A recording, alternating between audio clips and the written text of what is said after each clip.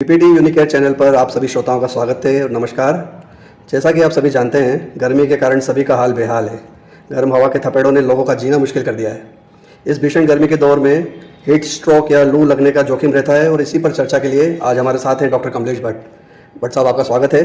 आप senior physician और साथ ही दक्षिण राजस्थान के प्रथम क्रिटिकल केयर विशेषज्ञ और एकमात्र संक्रामक रोग विशेषज्ञ हैं। नमस्कार डॉक्टर साहब, आपका हमारे कार्यक्रम में फिर से स्वागत है। नमस्कार। आज हम आपके साथ चर्चा करेंगे हीट स्ट्रोक या लू लगने के क्या कारण हैं, क्या लक्षण हैं, क्या उपाय हैं। तो डॉक्टर साहब, इस बात को शुरू करते हैं। नमस्कार संजय जी। जैसा कि हम जानते हैं कि देश के कई राज्यों में भीषण गर्मी अपना रिकॉर्ड तोड़ रही है। कई इलाकों में पारा 45 डिग्री तक पहुंच गया है। लोगों का घरों से बाहर निकलना मुश्किल हो गया है। लोग कई तरह के नुस्खे अपने लेवल पे अपना रहे हैं। तो आज हम इस पे चर्चा करते हैं और लोगों को इसके बारे में जानकारी देते हैं। तो डॉक्टर साहब, ये बताइए कि हीट स्ट्रोक होता क्या है आखिर? संजय जी, हीट स्ट्रोक को आम भाषा में लू लगना बोलते हैं। ये तब होता है जब आपका शरीर अपने तापमान को कंट्रोल नहीं कर पाता, क्योंकि हमारे ब्रेन में एक थर्मो रेगुलेटरी सिस्टम होता है जो हाइपोथैलेमस उसको कंट्रोल करता है।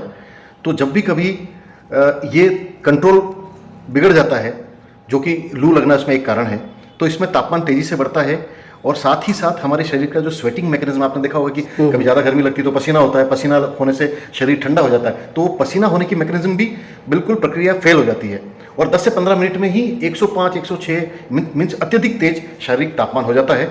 और अगर समय रहते इसका इलाज नहीं किया गया तो आंतरिक अंगों को नुकसान एवं मौत तक हो सकती है। तो डॉक्टर साहब, हीट स्ट्रोक का अगर अपन कारण देखें कि कारण क्या है, तो मुख्य कारण क्या है और इसके रिस्क फैक्टर क्या क्या है, मतलब अगर हम बात करें कि किन लोगों को ये ज़्यादा होने की गुंजाइश रहती है? बिल्कुल सही कहा आपने कि इसके मुख्य कारण अत्यधिक गर्म जगह पे बहुत लंबे समय तक काम करते रहना, ये एक कारण बन सकता है लू लगने का, हीट स्ट्रोक होने का। या ठंडे मौसम से अचानक बहुत ही तेज़ गर्म जगह पे जाना और लंबे समय तक उसमें एक्सपोज होना।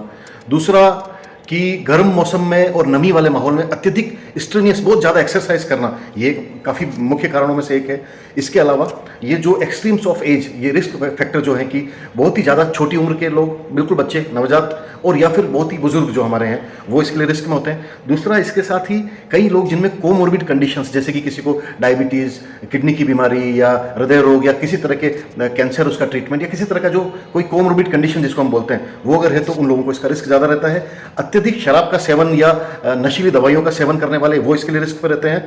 और कई बार ऐसे कपड़े पहनना, लंबे टाइम तक गर्म जगह पर रहना और जिनसे कि जो पसीना या हवा आराम से बाहर ना निकल पाए, जैसे कि बहुत टाइट कपड़े या नायलॉन के कपड़े पहनना, ये एक कारण हो सकता है।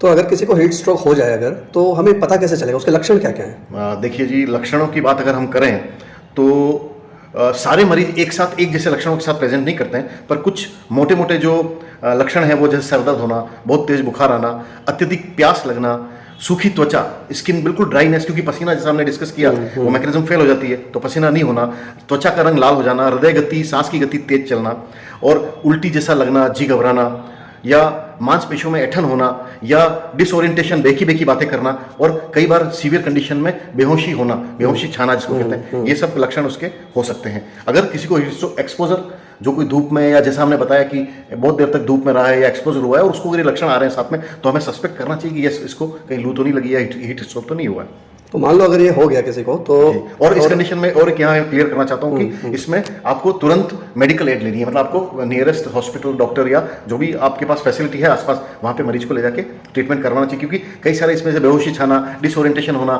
ये सब रेड फ्लैग साइन है, मतलब कि ये अलार्मिंग साइन है कि इसके लिए आप घर में बैठ के इंतजार नहीं कर सकते, तुरंत डॉक्टर के पास आप ले जाइए उस कंडीशन। तो डॉक्टर साहब, आपने सही कहा कि हॉस्पिटल तो ले ही जाना चाहिए तुरंत, लेकिन अगर हॉस्पिटल जाने में थोड़ी देरी हो जाए या मान लीजिए, तो फिर अगर हम लोग घर बैठ के या थोड़े सा घरेलू उपाय क्या कर सकते हैं? हॉस्पिटल तो ले ही जाएंगे, लेकिन इसके क्या घरेलू नुस्खे हैं? फिर भी मैं यहाँ पे एक बार फिर क्लियर करना चाहूंगा कि ये गंभीर समस्या है। इसमें आंतरिक अंगों को नुकसान पहुंच सकता है और मौत भी हो सकती है अगर हम इसको नजरअंदाज या हल्के में लें तो फिर भी अगर आप, जब तक आप हॉस्पिटल जा रहे हैं तब तक अगर किसी को लू लगी है तो आप उसको धूप से हटा लें, धूप में न रखें।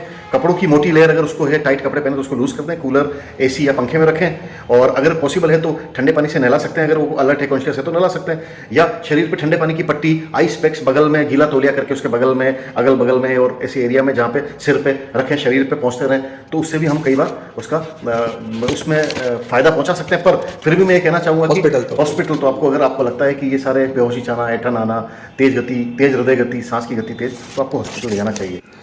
तो डॉक्टर साहब आपने बहुत अच्छी जानकारी दी और मुझे लगता है कि हमारे श्रोता इस जानकारी का जरूर लाभ उठाएंगे और इससे बेनिफिट लेंगे। बिल्कुल मैं चाहता हूं कि आप हमारे श्रोताओं को चलते चलते एक मैसेज दें जिससे कि वो इस हीट स्ट्रोक से बचाव कर सकें। आप जानते ही हैं कि देखिए गर्मी भी चरम पे है और दिन प्रतिदिन के काम हमें डेली के काम भी करने ही पड़ते हैं, तो ज़रूर आप एक मैसेज के साथ हम इसको अपनी वार्ता को समाप्त करना चाहेंगे। बिल्कुल सही कहा आपने संजय जी। देखिए, क्योंकि सही बात ये है कि गर्मी से घबराने की जरूरत नहीं है। अब ये तो हमारा एक जीवन शैली का एक हिस्सा है और हमें अपने सारे काम भी निपटाने ही होंगे, धूप में जाने की जरूरत भी पड़ेगी, पर कुछ चीज़ों का ध्यान रख के आप अपना बचाव कर सकते हैं। जैसे कि सबसे इंपॉर्टेंट बात जो है वो हाइड्रेशन मेंटेन करना। आप प्रॉपर हाइड्रेटेड रहें। हाइड्रेटेड मतलब तरल पदार्थों का सेवन आप करते रहें अत्यधिक मात्रा में, जिससे आपकी बॉडी में पानी की कमी ना हो, तो उसकी वजह से आप काफ़ी बच सकते हैं हीट स्ट्रोक से या लू से। और शराब व कैफीन का सेवन करने से बचें, क्योंकि ये चीज़ें हैं ये हमारे शरीर में हाइड्रेशन को अफेक्ट करती है, कम कर सकती है। दूसरा, आप अपने कपड़ों पे ध्यान दें। कपड़ों जैसे हमने आपको बताया कि लूज कपड़े पहने, कॉटन के पहने, बीच में हवा पास हो सके, ताकि वो एक जो अत्यधिक गर्मी से आपका बचाव हो सके। उससे भी इंपॉर्टेंट है कि अनावश्यक काम जो आपके हैं, जो बिल्कुल कंपलसरी नहीं है, उसके लिए पीक आवर्स, जब दोपहर में हम जानते हैं कि दोपहर 12 बजे से लेकर 3 बजे तक अत्यधिक गर्मी जब पड़ती है, तो उस टाइम पे अनावश्यक काम करने से बचें। बार बार ब्रेक लेते रहें। मतलब अगर आपको काम करना पड़ रहा है उस कंडीशन में, तो थोड़ा करके फिर ब्रेक लें और ठंडे पानी से बीच बीच में हाथ धोते रहें। सनस्क्रीन लोशन आप लगा सकते हैं। और एक बहुत ही इंपॉर्टेंट मैसेज मैं सारे श्रोताओं को देना चाहता हूं कि कई लोग ये बहुत बड़ी गलती करते हैं कि अपने बच्चों को या अपने पालतू पशुओं को, डॉग्स वगैरह जो रहते हैं, कैट्स वगैरह, कई बार सामान खरीदने के लिए जा रहे हैं दुकान में, तो बच्चों को कार में छोड़ के चले जाते हैं। ये जरूरी नहीं कि कार के कांच बंद हो। कार के कांच अगर खुले भी हैं तो वो बच्चों के लिए और या उस पेट के लिए जानलेवा हो सकता है। इससे आप बचें। और दूसरा ये है कि अप्रोप्रिएट फुटवियर, आप ऐसे चप्पल या ऐसे जूते पहने जिससे नीचे की गर्मी आपके शरीर को ना मिले, टेम्परेचर नहीं बढ़े। और हाई प्रोटीन का सेवन अगर कम करेंगे तो भी आपको उससे फायदा मिलेगा। और बाकी बीच बीच में अपना ध्यान रखते रहें, सारी चीज़ों का प्रिकॉशन लें, तो डेफिनेटली मुझे पूरा विश्वास है कि आप लू से बचेंगे, हीट स्ट्रोक से बचेंगे। और ये जानकारी आप अपने आसपास के लोगों को भी दीजिए ताकि वो भी अपना बचाव कर सके। धन्यवाद। बहुत बहुत धन्यवाद। धन्यवाद संजय, धन्यवाद, बहुत बहुत धन्यवाद।